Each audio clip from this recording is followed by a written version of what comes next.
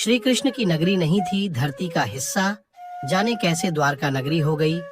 विलुप्त महाभारत के अनुसार कौरवों की माता गंधारी ने भगवान कृष्ण को श्राप दिया था कि जिस तरह कौरव वंश का नाश हुआ है, उसी तरह से यदुवंश भी समाप्त हो जाएगा।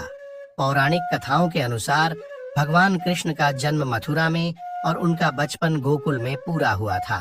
कंस का वध करने के बाद सभी यदुवंशियों के साथ उन्होंने द्वारिका नगरी बसाई।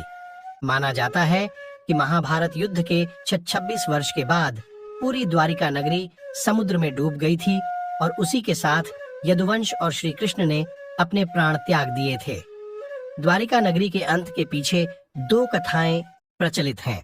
एक कथा के अनुसार माना जाता है कि महाभारत युद्ध के बाद जब युधिष्ठिर के राज तिलक के दौरान गंधारी ने भगवान कृष्ण को श्राप दिया था कि जिस तरह कौरव वंश का नाश हुआ है, उसी तरह से यदुवंश भी समाप्त हो जाएगा। अन्य कथा के अनुसार कृष्ण के पुत्र साम को मिले श्राप से द्वारिका नगरी का अंत माना जाता है। आर्षि वाल्मीकि, नारद मुनि और अन्य आर्षि द्वारका का भ्रमण करने आए थे। तब साम उनका उपहास करने के लिए गर्भवती स्त्री का रूप धारण करके उनके पास गया।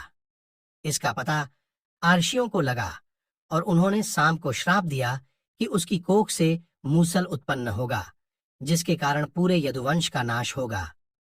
राजा उग्रसेन को इस बात का पता चलते ही उन्होंने मूसल को समुद्र में फेंकवा दिया। एक युद्ध के दौरान कृष्णपुत्र प्रद्युम्न के मित्र सात्यकी ने वृष्णवंशी कृतवर्मा का वध कर दिया, जिसे वृष्णवंशी सहन नहीं कर पाए और उन्होंने सात्विक सहित कृष्ण के पुत्र प्रद्युम्न का भी वध कर दिया।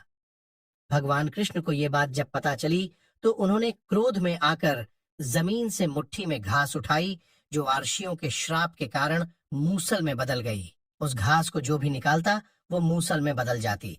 इस मूसल के प्रहार से व्यक्ति उसी स्थान पर अपने प्राण त्याग देता। इसी तरह यदुवंश और अंधक, भोज, शिणी और वृष्णिवंश के साथ भयंकर युद्ध हुआ और सभी का नाश हो गया।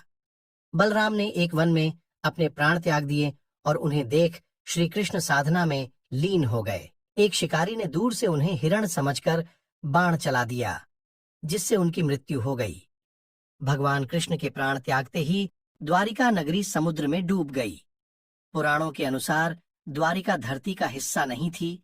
कृष्ण ने इसे समुद्र देव से उधार मांगा था। इसी कारण से कृष्ण के बाद नगरी भी समुद्र में समा गई।